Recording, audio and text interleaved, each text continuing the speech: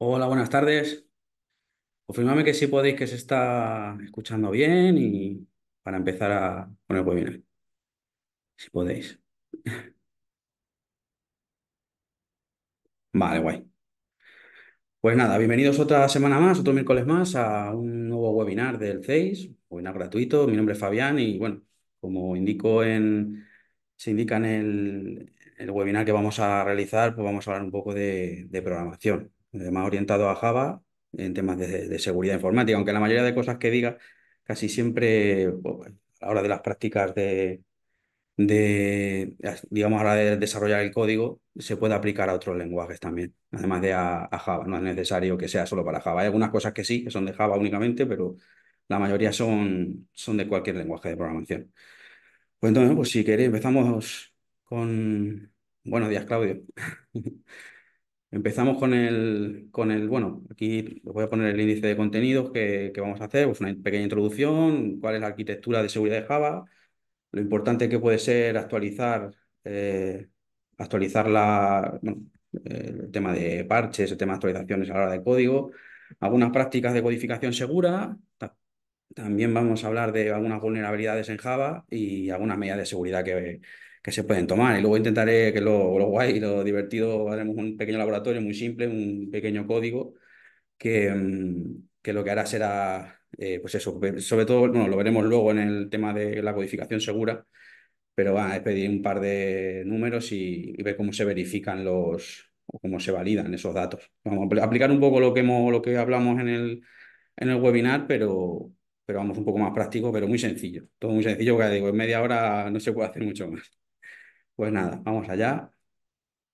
Nada, aquí os pongo que, bueno, siempre se habla de muchas cosas en ciberseguridad, pero hay muchas herramientas que sí para vulnerar el correo, tal, phishing, todo el tema de malware, etcétera, pero la programación normalmente no se suele hablar mucho y es una parte muy importante. Y claro, en ciberseguridad, conocer un solo lenguaje, pues no es buena idea. Hay que conocer diferentes lenguajes.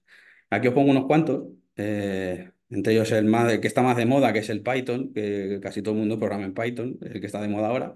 Pero es raro que una persona que se dedica a ciberseguridad y en tema de desarrollo y tal, solo conozca un lenguaje. Entonces aquí he puesto Python, que es, ya digo, es el que está más de moda. Luego tenemos PHP y JavaScript, que son lenguajes más orientados a web. Los de siempre conocidos C++, Java, SQL, que es para acceso a bases de datos. Ruby también es un lenguaje que por lo visto está formado por cosas que lo creó, ha cogido las cosas que más le gustaban de diferentes lenguajes y ha creado uno nuevo. Luego tenemos también el Bash y el PowerShell, que es más a nivel de sistema para automatizar tareas, etcétera, que también se puede considerar lenguaje de programación. Y un ejemplo otro, el Go, que es un lenguaje de Google. En nuestro caso, Java es un lenguaje de programación que es orientado a objetos, que es el que vamos a hablar, y se utiliza principalmente para desarrollo de aplicaciones empresariales y de seguridad. Entonces, como es un lenguaje robusto, pues se puede ejecutar en diferentes aplicaciones, en diferentes entornos, y a la hora y como ya te la digo, sobre todo en Android, en temas de Android y móviles, lo normal es hacerlo en Java. También está el Kotlin, que también se usa, pero casi siempre se utiliza Java, el tema de Android. Los iOS pues usarán el suyo, pero en Android es el que se suele usar. Entonces, al ser tan extendido el uso de este lenguaje de programación, pues los hackers y ciberdelincuentes pues lo van a atacar. Va a haber muchas vulnerabilidades porque lo atacan mucha gente y entonces, pues al final es seguro, pero siempre se va a encontrar alguna vulnerabilidad. En Java hay una arquitectura que está diseñada para proporcionar un entorno seguro para ejecutar aplicaciones. Principalmente está el administrador de seguridad, ¿vale? Que digamos, controla, digamos, el acceso a los recursos. Digamos que es como una especie de portero o de guardián que hace que las aplicaciones Java solo accedan a los recursos que tengan que acceder en tiempo de ejecución, para que no accedan a donde no deban, digamos. Por ejemplo, el sistema de archivos o conexiones de red, etcétera. Luego tenemos el controlador de acceso. El controlador de acceso va unido al administrador de seguridad. Digamos, el que este garantiza que el código que se ha autorizado acceda a los recursos que tenga establecidos. O sea, digamos, forma parte del administrador de seguridad en sí. Luego también tenemos el Java Class Loader, o lo leo así en español, que digamos lo que hace es diferenciar lo que son las clases de Java propias de las que crea digamos, el desarrollador o el usuario. Entonces, hace que unas no interfieran en las otras, que no se las separa de tal manera que los usuarios no puedan acceder y alterar, digamos, las clases, digamos, nativas del entorno o de Java en este caso. Y luego la arquitectura de criptografía, que bueno, yo creo que ya hice yo un pequeño webinar sobre criptografía en Java, lo podéis ver en los anteriores webinars del CEIS. Y digamos lo que hace tiene una serie de clases para poder encriptar información, generación de números aleatorios seguros, etcétera. Yo digo, os remito si queréis a ese webinar que hice, que bueno, ahí hablábamos un poco de cómo en Java encriptaba, creo que hicimos un ejemplo de una que encriptábamos una cadena de texto y la fuimos desencriptando, encriptando para que se viera cómo lo hacía. Entonces, actualizar es importante, como decía, actualizar en temas de informática, a pesar de que es un rollo, nadie nos gusta que se nos actualice Windows o el sistema, porque es un rollo, hay que decirlo, pero es necesario. ¿Por qué es necesario? Porque normalmente las actualizaciones no se hacen para, como digo, para fastidiar, se hacen sobre todo para que, pues eso, como pongo aquí, para aplicar parches en el sistema para que si se ha detectado algún tipo de vulnerabilidad en la aplicación por algo que el desarrollador no haya tenido en cuenta, pues con eso se corrige esa vulnerabilidad. Muchas veces aplicar un parche provoca que se provoquen otras, o sea, se descubran otras vulnerabilidades aparte porque se haya realizado mal y por lo tanto hay que sacar nuevos parches del parche, por decirlo de alguna manera.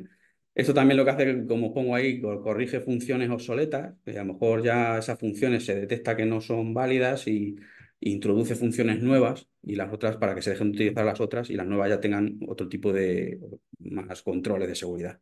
Y sobre todo mejoras de rendimiento. Normalmente suelen llevar casi todos los parches que se aplican a las aplicaciones, suelen llevar siempre mejoras en el rendimiento, en tema de gestión de memoria, de recursos, de todo.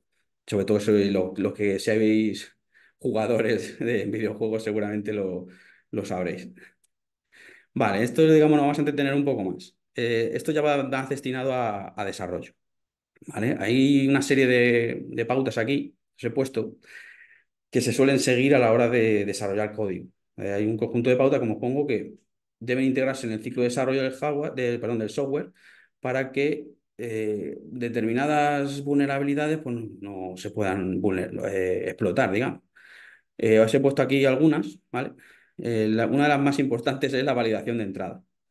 Validación de entrada es, pues, controlar, casi todo se basa en recibir datos del cliente, entonces lo que hacemos con la validación de entrada es que lo que nos estén introduciendo en el sistema sea realmente lo que queremos que nos introduzcan. Digamos, por ejemplo, ahí os pongo comprobación del tipo. Pues si yo quiero que en un campo determinado, en un formulario, pongamos un formulario de registro, me pongan la edad que es un número, la edad del usuario, pues yo tendré que comprobar antes de validar ese dato, antes de introducirlo en mi base de datos o hacer con él lo que estime conveniente, tendré que comprobar que realmente es un número lo que están introduciendo, porque si me ponen una cadena, pues a lo mejor el programa pues falla. O bueno, pueden introducir cualquier cosa, pueden poner un código o inyectarnos un código ahí que no sea el que queremos que coja el sistema y valide. El formato, como he indicado, el formato se usa sobre todo para que en un determinado dato que queremos, siempre pongo de ejemplo el DNI, pues tenga ese formato. Por eso se usan las estructuras de control. Es decir, el DNI tiene el DNI, no el NIE, o ponemos como el DNI, tiene 8 números y una letra final. Por lo tanto, yo tengo que, con las estructuras de control, tengo que controlar que realmente lo que estén metiendo en el formulario pues sea 8 números, del 0 al 9, que no me metan números negativos, etcétera, y que el último sea una letra. El siguiente sería comprobar la longitud. Pues con el mismo caso del DNI, yo sé que el DNI tiene nueve cifras. Pues tendré que controlar que lo que pongan en ese campo o lo que el usuario me proporcione, pues tenga 9, sea de longitud 9. Porque si no lo controlamos, pues puede meter ahí el Quijote entero o lo que estime conveniente y tirarnos la base de datos o lo que sea, a base de llenar el disco. Luego lo de las listas blancas versus listas negras. Las listas blancas son, digamos, a ver cómo lo puedo explicar, son como a la hora de comprobar o validar un dato, digamos, las listas blancas son lo que yo quiero lo válido, digamos. La lista blanca sería el resultado válido y la lista negra lo que no quiero. Es decir, si yo quiero un número del 0 al 9, la lista blanca estarían los números del 0 al 9. En las listas negras, pues a lo mejor estarían los números negativos, los números con decimales, no sé, las letras, etcétera. Entonces, siempre va a ser más sencillo controlar listas blancas que listas negras, porque tienes que meter menos condicionales, digamos, a la hora de desarrollarlo. Y así evitas pues eso, que inyecten cosas que no quieras. En cuanto al manejo de errores es importante a la hora de hacer una aplicación cuando salta un error, digamos, tú tienes que tener controlado todos los errores posibles. O bueno, intentarlo. Lo importante en esto, siempre mostrar mensajes genéricos. ¿Esto qué es? Pues que no des pistas a la hora si salta un error y tú solo quieres comunicar al usuario, no le des pistas de qué es lo que está pasando. El ejemplo que siempre ponemos, un formulario de logarte en el usuario y contraseña.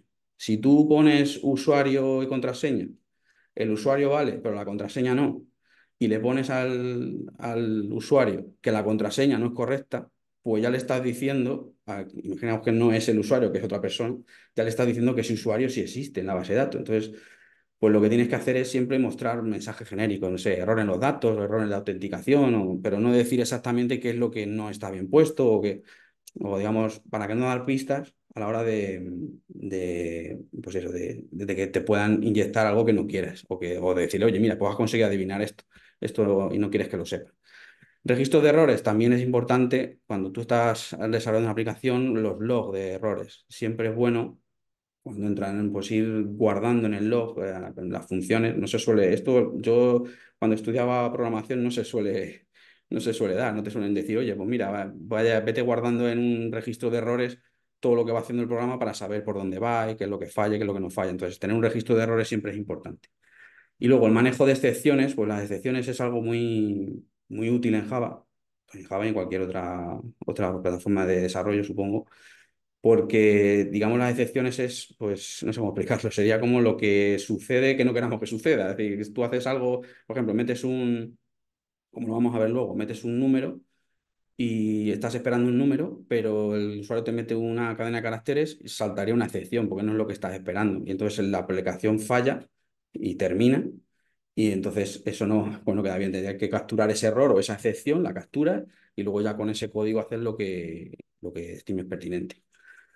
Luego tenemos los privilegios mínimos. ¿Esto qué es? Pues que hay que darle a la aplicación, como pongo ahí, los permisos mínimos necesarios, es decir, y limitar el alcance de acceso, que la aplicación acceda a los recursos mínimos. Por ejemplo, tú tienes un método en una aplicación que lo que hace es leer de una base de datos, tú a ese método le debes dar solamente permiso de lectura, no le des permiso de escritura porque no hace falta. Entonces, tienes que ir calibrando bien pues cada función, cada método, cada lo que sea, que a qué pueda acceder y sobre todo poner lo mínimo siempre. Es como en sistemas, si tú tienes un usuario que solo puede acceder a una carpeta, no le dejes acceder al resto, que acceda solo a esa carpeta y ya está. O que solo puede grabar archivos aquí, pues no le des permiso de escritura en otro sitio, pues esto es lo mismo. En cuanto a esto ya más en Java, de otras prácticas, he puesto ahí algunas cosillas. Por ejemplo, el uso de la palabra clave final. La clave final es para declarar dentro del código, declaras valores que son inmutables, o sea, no se pueden modificar. Tú, por ejemplo, dices, oye, pues mira, yo sé que el IVA que vamos a aplicar en estas facturas es el 21%. Pues declaras un valor del 21% con el clave final para usarlo y ese valor no se puede modificar, es inmutable. Esto también se puede hacer con los objetos. Si declaras un objeto como final, ese objeto, los valores que tengan van a ser esos y no se van a poder mover. Luego tenemos lo de evitar el API Java Reflection. El Java Reflection, pues no sé cómo deciros, la reflexión nos permite leer metadatos de los usuarios y los procesos, digamos, que hay en el sistema y trabajar con ellos. Pues es decir, podemos acceder a clases privadas de las funciones y modificarlas en tiempo dinámico.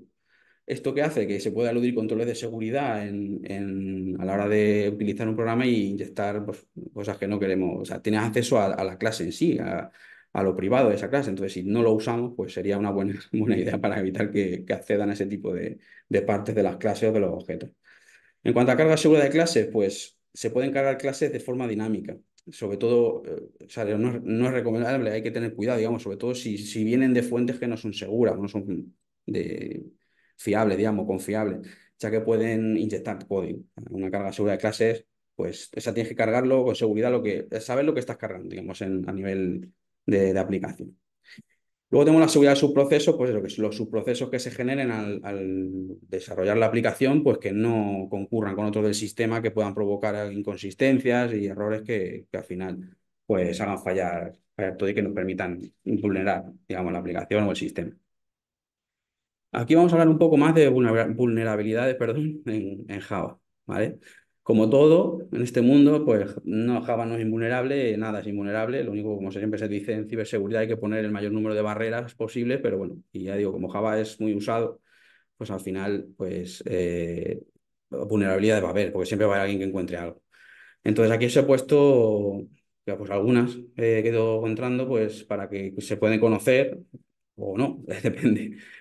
Aquí tenemos, mira, pues me he puesto lo del XSS o Cross-Site Scripting, que es realmente, no sé si sabes lo que es, bueno, una aplicación puede incluir datos que no son de confianza en una página web sin la validación o el escape adecuado. O sea, coge, digamos, tu aplicación datos de otro sitio y entonces, si no se validan o se mete el escape adecuado, pues los atacantes pueden aprovechar esa vulnerabilidad para ejecutar scripts maliciosos en tu navegador y, pues si estás desprevenido, pues te pueden robar la sesión, te pueden robar datos del sistema, lo que sea. Entonces, es una vulnerabilidad conocida y bueno, le pongo aquí, se pueden prevenir utilizando bibliotecas como Java Encoder para una codificación de salida segura.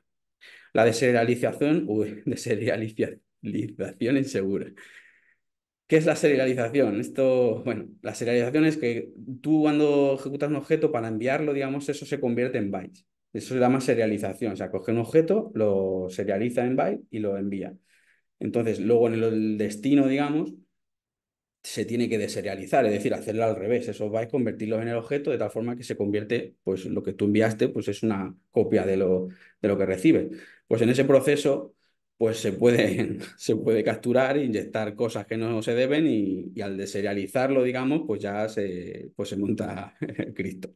Entonces, es bueno que ese proceso de deserialización, pues lo que me está costando la palabra, pues se haga de forma segura. ¿Vale? Y luego tenemos referencias directas a objetos inseguros. ¿Esto qué es? Pues cuando una aplicación accede a objetos, según la entrada proporcionada por el usuario, que accede a objetos directos, puede provocar accesos no autorizados a datos o funciones de la aplicación. Entonces, ¿esto cómo se produce? Pues que puedes hacer referencia pues, a través de una ruta específica a una ruta de archivos, a un registro en concreto, una base de datos, o sea, digamos un registro directo. Entonces, para prevenirlo, pues es bueno introducir controles de acceso y no exponer los detalles de implementación a los usuarios. ¿Qué otras vulnerabilidades hay así conocidas? Pues la más famosa, la de inyección SQL, que bueno, que si conocéis SQL, pues es basándote o intentando o viendo cómo se comporta la aplicación. Tú sabes, cuando metes un dato en la aplicación, sabes que la mayoría de las veces es una consulta o una SQL o una inserción o lo que sea. Entonces, la inyección SQL consiste en, aprovechándote de eso, introducir una secuencia tu SQL, pues bien para sacar datos, para borrar datos o lo que quieras, para hacer daño, digamos. Y la autenticación rota es cuando, si hay un proceso de autenticación que no es correcto, que permite saltárselo, digamos, de alguna manera, pues pueden comprometer las cuentas de los usuarios que estén ya registrados en el sistema. Algunas medidas de seguridad os he indicado aquí que se suelen tomar. Sobre todo en temas de transferencia de datos, pues sobre todo el uso del SSL, que es comunicaciones seguras. También hablamos de ello en el tema de encriptación, que es que el SSL es el famoso candadito de los navegadores web. Lo que hace es encriptar los datos, no los manda en texto plano. Es decir, si tú escribes tu nombre y apellidos en un formulario, lo lanzas para internet, no se manda tu nombre y apellido, se manda es una serie de código, un encriptado, para que no sea legible, que no quiere decir que donde lo mandes porque tenga el candado, siempre lo decimos, sea seguro. O sea, yo puedo hacerme un sitio o un algo con el candado, recibir los datos y hacer con ellos lo que me dé la gana. Pero bueno, si es de confianza, se supone que es un método de transferencia de datos seguro. Entre medias no van a capturar esos datos. En el destino ya veremos. Vale, entonces el uso de estos protocolos de comunicación, como os indico aquí, pues es esencial. Luego, implementación de marcos de seguridad. Los marcos, esto lo que es a la hora de desarrollar aplicaciones, pues introducir ahí muchísimas herramientas y bibliotecas para que te permiten temas de autenticación, de autorizaciones, funciones de seguridad como pues, la encriptación también. Aquí os pongo un par de ellos que son, o sea, son como bibliotecas o herramientas que se incorporan al código, es como importar, digamos. Es código ya hecho, que tú lo que haces es usarlo, lo importas en tu aplicación y lo usas. Está el Spring Security o el Apache Silo, os he indicado aquí. Luego, auditorías de seguridad del código. Pues eso, que analizar el código para encontrar errores. Ahí os he puesto el Find Bugs, que es lo que analiza el código byte a byte de tu aplicación. Y luego el dependency check, que es como, es que lo que analiza son las dependencias entre clases, para evitar que hay un ataque que se llama dependency inject, que te inyecta, pues eso, dependencias de unas clases a otras y digamos, se lía. Otra medida de seguridad adicionales que podemos tomar, pues aquí os he puesto, pues bueno, realización de actualizaciones periódicas, como os indica al principio, de bibliotecas, dependencias de aplicación, y bases de datos, pues sobre todo el uso de las sentencias preparadas. Sentencias preparadas, os he puesto aquí un ejemplo de un código, una sentencia preparada, en el que sale, por ejemplo, la select. Aquí podéis ver, un momentito que se me ha ido. La select asterisco from user, o el username, y ponemos una interrogación. Una sentencia no preparada, pues pondría aquí a lo mejor un apóstrofe, el nombre de la variable que sea o del campo que sea o de dónde venga, cerraría y lo validaría. El problema que en ese cachito de código es cuando nos pueden provocar una inyección de SQL para poder saltarse la validación y acceder al sistema. Entonces, se utiliza esta clase, la de prepare statement, que lo que hace es eso, pues en donde va la interrogación, lo vamos a sustituir por un parámetro que está más controlado. Y en principio, bueno, esto sería, digamos, más o menos el tema de seguridad en Java. Hay más cosas, evidentemente, pero bueno, el tiempo no da para mucho más. Vamos a pasar entonces al pequeño laboratorio este que comentaba. Simplemente vamos a hacer un código, esto es más llevadero que la teoría, pero bueno, que va a pedir un par de números, los va a sumar y os voy a poner así para que veáis cómo con las excepciones se puede controlar que el dato que nos introduzca sea correcto y nada, y incluso alguna cosilla más podríamos incluir. Entonces voy a abrir el Eclipse para hacer el laboratorio. Un momento que me pongo aquí. Vamos allá. Un momento.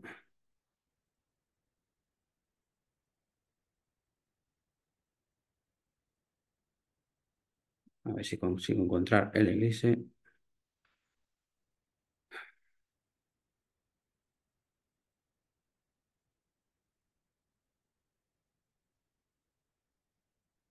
Vale, dejo de compartir pantalla.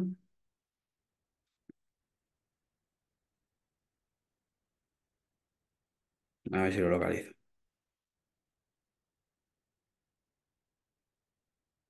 Vale, aquí lo tengo y el Eclipse. Vale, vale, aquí tenemos el Eclipse. Vamos a crear un proyecto nuevo. Es muy sencillo, vamos a hacerlo rápido. Vamos a poner, pues, a ver, Java, le ponemos, vamos a llamar suma.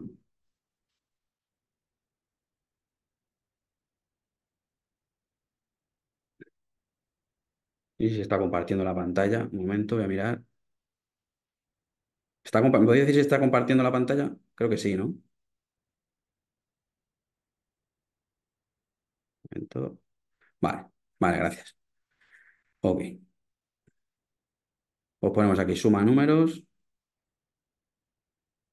Vale, se me ha creado, mira, que sale aquí el proyecto anterior que hice la otra vez. Vale, aquí creamos un paquete, le ponemos prueba, por ejemplo. No, suma, bueno, suma mejor para que salirnos de la prueba. Y creamos una pequeña clase que se va a llamar, pues yo qué sé, ponemos sum o principal, sum, venga, suma, también. Vale, hay un momento que lo he puesto sin que sea la principal. Vamos a borrarlo. Nuevo, clase, ponemos suma y aquí marcamos que sea el método principal. Vale. Vale, pues para ello, bueno, sabéis que en Java hay que declarar las variables, está tipado, entonces se declara una variable entera porque vamos a pedir dos números enteros. La llamamos A y B, por ejemplo, ¿vale? Serán los números enteros que vamos a pedir. Entonces, declaro para leer del teclado un objeto que se llama scanner, que es lo que hace el leer del teclado, básicamente, se declara así. Creo un nuevo objeto, System.in para decir que es lo que introduzca el del teclado, ¿vale? Vamos a importarla, por eso sale un error. Ahí, importamos. Vale, y simplemente vamos a poner que nos pida el sistema un número. Bueno, va a pedir dos veces con el método print, como la mayoría de lenguajes. Vamos a poner introduce un número, ¿vale? Lo que hacemos, el primer número lo guardamos en A, entonces ponemos que A es igual pues, a lo que nos introduzca el usuario. En este caso sería el teclado, lo que entre por teclado, ¿vale? Aquí nos pone, ¿ves? Nos sale una serie de valores, pues aquí como es un número entero, que nos coja el número entero, ¿vale? Volvemos a poner lo mismo, venga, lo vamos a copiar y así termino antes, que vamos a hacer lo mismo, más fácil, ¿vale? Y aquí ponemos la B para que guarde el segundo valor, lo meta en la B, para luego sumarlo. Y al final simplemente pues vamos a mostrar la suma. Entonces decimos que nos saque por pantalla, vamos a poner los números traducidos son, y pegamos aquí la A y la B, ¿vale? Saldría así, a ver si está bien todo puesto, para el putico más famoso que se nos olvida siempre. Y en otro renglón, pues ponemos su suma es, y aquí pues ponemos que lo sume, ¿vale? A más B. Ya digo, es un ejemplo chorra, pues todo habrá que aplicarlo, digamos, no sé, digamos, un método de variación sencillo, lo vamos a hacer usando excepciones, pero esto habría que imaginarlo, pues imaginamos un formulario de 20 campos, pues en cada campo tendrías que hacer una validación de lo que están introduciendo. Entonces, por ejemplo, por eso digo un ejemplo sencillo sería esto, ¿vale? Muy sencillo. Entonces, si yo ejecuto, a ver si está todo bien, no hay ningún error, vale. Si yo ejecuto esto, vamos a ver, ¿dónde está? Por aquí el botón de B muy chico, aquí, ¿vale? ¿Ves? Aquí nos indica que metamos un número. Si yo meto el 1, le doy al intro, me dice que introduzca otro, pongo el 2 y me muestra que los números son el 1 y el 2 y la suma es 3. Esto es lo normal, o sea, normalmente la gente le pides un número, mete un número. O yo qué sé, pero no te meten otra cosa, pero hay usuarios que no lo harían. Entonces, si yo cojo, ejecuto el código, ¿vale? Y meto una cadena de texto, pues me salta lo que llamamos una excepción, ¿veis? Saldría y el mismatch exception, pues que el tipo no es el correcto y daría pistas. Al igual que si yo pongo, es un número entero, un número entero tiene un límite, no sé exactamente cuánto es. Si yo pongo aquí todos estos números, esto es otro tipo de valor en un programa. Entonces, si yo le doy al intro, pues me vuelve a saltar la excepción. Por ejemplo, que yo estoy buscando un número entero igual. Si meto un número con decimales, que creo que es la coma, veremos a ver si. También me saltaría porque no es un número entero, es un número con decimales. ¿Vale? Con números negativos sí funcionaría, porque un número negativo entero es un número entero. Entonces, ¿ves? Aquí me lo sumaría, estaría bien. Pero lo que hay que controlar, digamos, es eso que os he puesto ahí. Que cuando introduzca un dato a alguien que no es lo que queremos, pues salte esa excepción. Entonces, o sea, que controlar esa excepción, que no, pues la persona a lo mejor ahora aquí está metiendo un número, pero imaginemos que es una base de datos, tú sabes que eso que estás metiendo lo va a consultar en una base de datos y sabes un poco de SQL, pues metes un código para que saque datos de la base de datos y se lo come la aplicación y te lo muestra. Entonces, lo que hay que hacer es usar lo que se llaman las excepciones. Como he dicho antes, como habéis visto, saltaba una excepción, vamos a ponerlo otra vez, que es input mismatch exception, ¿vale? Sería esta excepción. Entonces, ¿esto cómo se hace en Java? Ojo, los bloques try catch famosos. Entonces tú dices que intente, además si englobas los dos, solo lo tienes que poner una vez. No es necesario que para cada dato digamos, metas un try catch. Lo puedes meter todo en el mismo bloque. A ver si encuentro la llave de cerrar. Vamos allá. A ver, esta la de abrir. Vale, un momento. Ahora no encuentro la llave de cerrar en el teclado. Madre mía. Pues mira, solucionado. Vale, aquí me salta un error porque faltaría la parte del catch. A ver, suprimir, vamos a montar esto un poco. Joder, la borro. Bueno, la ponemos aquí. El catch lo que hace es capturarte pues esa excepción. Entonces, ¿qué tenemos que poner aquí? Pues la excepción, que sería esta. Dices input eh, mis con dos S, no con una, mis match excepción. Me pones un numerito, o sea, una letra, la nombras. A ver, un momento. Así. Y aquí nos salta un error porque no la tiene agregada. A ver si me la coge. Un momento. Eh, input, a ver si lo he escrito bien. Input mismatch exception. No la está cogiendo. A ver, catch. Ahora, es que la tengo que importar. Vale, ahora sí. No me saltaba la importación. Y entonces aquí lo que hacemos, pues lo que hacíamos antes, mandamos un mensaje genérico a pantalla. Aquí, bueno, en otros casos, pues a lo mejor, no sé, imaginemos que no ha metido el dato correcto, pues podríamos, yo qué sé, hacer un código que hiciera otro tipo de cosas. Aquí simplemente lo que vamos a hacer es, pues, mostrar un mensaje. Decimos error, el dato no es correcto, por ejemplo. Un mensaje genérico. No indicaríamos por qué, que si el tipo no es correcto, no le diríamos, oye, tienes que meter un... No, no hace falta. El dato no es correcto y ya está. Entonces yo a la hora de ejecutar, si yo ejecuto esto, introduzco una cadena. Ahora, en lugar de la excepción, me va a saltar el error, el dato no es correcto. Normalmente esto lo que haría, lo normal sería meterlo en un bucle o para que lo vaya, vuelva a pedir el número y te diga y sigas con la aplicación. Aquí, bueno, hemos hecho un ejemplo sencillo y lo que hacemos es parar la aplicación. Porque tampoco lleva mucha carga. Pero imaginamos un programa que tarde en arrancar, si hacemos esto y cerramos la aplicación, no sería lo suyo, sería lo conveniente sería que estar metido que volviese atrás o que sacase un aviso diciendo, oye, mira que el dato no es correcto y volviera a pedirte el número, es lo lógico. ¿Vale? Igual, si meto, como he dicho, como es, no hace falta, esto, con esto te evitas tener que comprobar que es una cadena, que tener que comprobar que es un número decimal, tener que comprobar, pues, que el número se sale de que es enorme. No hace falta, porque ya el tipo no es. Entonces, si yo ahora hago así otra vez, meto lo mismo de antes, me va a decir que el dato no es correcto. No hace falta que compruebe si es un decimal, si es una cadena o qué es lo que es. No hace falta. Con las excepciones se soluciona. Igual, si meto un número decimal, pues también me va a saltar que el dato no es correcto. O sea, no hace falta, ver, con un simple este código y esto de aquí, pues con esto simplemente ya has conseguido tener que hacer esas comprobaciones, porque tú estás pidiendo un entero, si salta esa excepción de que no, el tipo no es el correcto, pues te salta directamente.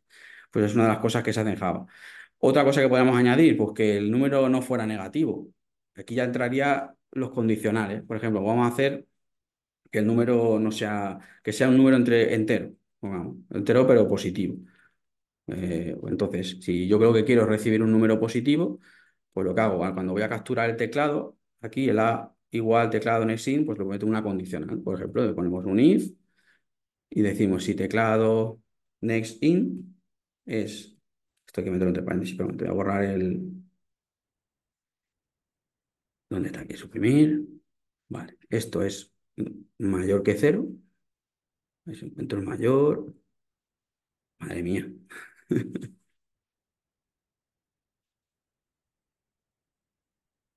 Vamos, un momento, a ver si encuentro el símbolo mayor. Aquí está, mal en este teclado. Mayor que cero. Abro una llave, como siempre, ¿vale? Meteríamos que pasase al siguiente apartado. Todo esto lo tendríamos que poner aquí dentro para que no se ejecute, en caso que no sea. Y ponemos que si no es mayor que cero, bueno, muestra otro mensaje, el mismo de antes, por ejemplo. Lo podemos cambiar un poco para saber que introducir. A ver, que sepa que hay una diferencia. Igual, a ver, me falta un paréntesis aquí.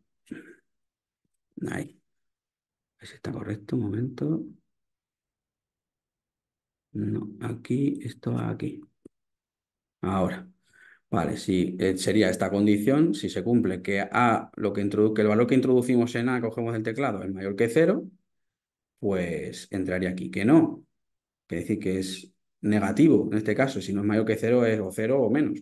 Pues saltaría este otro. Esto mismo lo tendríamos que reproducir aquí en la B, si queríamos que sea igual. Tendríamos que ponerlo en la B, que me capture este valor, que sea mayor que cero. Quitamos el punto y coma, ¿vale? Lo metemos entre llaves y ya está. Y cogemos este código de aquí y lo pegamos aquí, ¿vale? Y en principio, si todo va bien, si no he borrado ninguna llave ni nada, pues al ejecutarlo, ¿vale? Me saltaría errores si meto cadenas, si meto números decimales, si meto números enormes que no entre dentro de lo que es un entero, que ahora mismo no recuerdo cuánto aguantaba, no sé exactamente, ahora mismo el número exacto no me lo sé.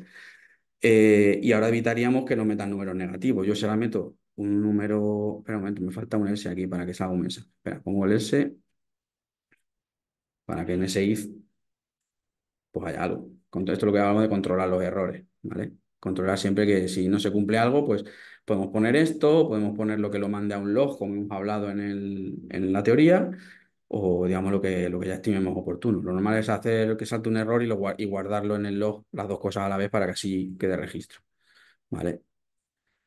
Entonces la ejecutas y entonces si pongo un número negativo o cero, si pongo -12, se supone que me tiene que saltar un error. El dato no es correcto. Entonces yo ahora mismo si pongo un cero, tampoco me funcionaría. Entonces obviamente ya estoy limitando, digamos, lo que quiero que el usuario introduzca. Entonces ahora aquí pues tendría que meter un número entero, si no, no va. ¿Vale? Y ya lo sumaría. En el B pasaría lo mismo. Si yo hago así y aquí meto una cadena, pues me va a controlar lo mismo. Con la excepción saldría que el dato no es correcto igual. Y si pongo un número negativo, por ejemplo, pues me va a saltar error igual. Digamos, es una forma, es muy sencillo, ¿vale? Este código, realmente esto es muy básico, pero bueno, para hacer un ejemplo rápido de cómo digamos, se controla, porque aquí a lo mejor a nivel web, pues tendrías que controlar más cosas, que venga de una página, que venga de un sitio en concreto, que venga de un archivo, que hay que controlar muchas cosas. Pero bueno, en principio, a la introducción, por ejemplo, un formulario de estos formularios que nos aparecen siempre de meter tus datos, pues suelen llevar cosas como esta detrás, que puedes meter máscaras de estructuras de control que son más difíciles, bueno, más difíciles, que tienen una serie de nomenclaturas para asegurarte lo que te metan es ese valor. Por ejemplo, yo qué sé, el teléfono, típico teléfono. Oye, que me piden que ponga el prefijo de país, pues suele tener una máscara con el +34, con el +41, con el que sea. Y lo tienes que poner. O no sé, lo que hemos dicho, el DNI también, o cosas así. Digamos que es importante eso que os comentaba de validar todo. Todo lo que le pidáis al usuario hay que validarlo, porque es que, vale, sí, tú puedes confiar en la mayoría de la gente, pero hay gente que no va a introducir lo que tú estás haciendo. Hay gente con otros fines que lo que está buscando es, pues, vulnerar, digamos, tu sistema y para aprovecharse, para robar datos, para lo que sea. ¿Vale? Y en principio, bueno, pues esto sería todo. Es mucho un ejemplillo básico. En Java es muy sencillo, como podéis ver, un par de variables, un objeto y unos condicionales y una excepción. Y en principio esto sería todo. Entonces, si queréis realizar alguna pregunta, vamos a poneros aquí un momentito. Vamos allá. Vamos a cerrar.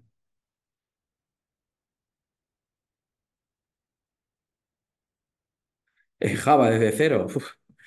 En principio, bueno, es que programar desde cero se podría intentar, bueno, no sé, hay muchos tutoriales, digamos, Java es un lenguaje complejo, porque como muchas veces se dice, es un lenguaje tipado y tal, no es, a ver, todos los lenguajes son complejos, este es más estricto, digamos, pero programar desde cero en Java pues sería verte tutoriales o se podría intentar, no sé, hablaríamos a ver si podíamos hacer nosotros algún cursillo básico aquí no sé, en temas de variables, de cómo funcionan las condicionales, los bucles, etcétera, se podría intentar. O cómo crear un objeto, etcétera. Pero en principio es complejo. Hay que buscar muchos tutoriales, mucha información y vamos, pero sería buscar un Copilot. Pues no te sabría decir. Puede ser, no te sabría decir en ese aspecto. Si Copilot te puede ayudar a programar en Java, no te sé decir. Por un momento que no soy capaz de poneros la otra pantalla. A ver, creo que sí, me suena a mí que sí. No lo he usado, la verdad, yo no lo he usado nunca el Copilot. Lo he usado más de tirar código a tope. A ver, entonces, vale, como esta. Claro, en principio sí. Es que Java es más difícil. A ver, el problema, yo lo que siempre digo es que es más estricto. Por ejemplo, Python, a la hora de tirar código, digamos, es menos estricto que Java. Es que Java, cualquier cosa que se te olvida, uf, es un mundo. Tienes que ser muy estricto. El tema de las variables. De las variables tienes que poner cada variable qué tipo es. Si vas a trabajar con una variable, tienes que convertirla a los diferentes tipos. Hay otros lenguajes, por ejemplo, creo que PHP sí que también lo hace. El tema de que tú declaras la variable y le metes el valor que quieras y luego ya el sistema pues decide qué tipo es. Por eso digo que es más complicado porque por el tema ese, sobre todo. Por ahora es más como más estricto, más no es que sea más complicado realmente. De hecho, si aprendes a programar en Java o aprendes a programar en C, seguramente el resto del lenguaje te van a ser mucho más sencillos. Pero vamos, no que sea difícil, simplemente que más tienes que tener en cuenta muchas más cosas, yo creo. Los otros lenguajes pues son más sencillos. De hecho, por ejemplo, lo que decía del Python está muy de moda por eso, porque es mucho más sencillo de la hora de programar. O por lo menos yo ahora mismo estoy aprendiendo un poco de Python y tengo compañeros que han aprendido por su cuenta y vamos, está muy bien. Vamos, si aprendes cualquier lenguaje tipo Java, tipo C, es que los otros los vas a aprender fácil. No, lo que yo he visto. Eso es. ¿Algo más? En Perl, sí, también.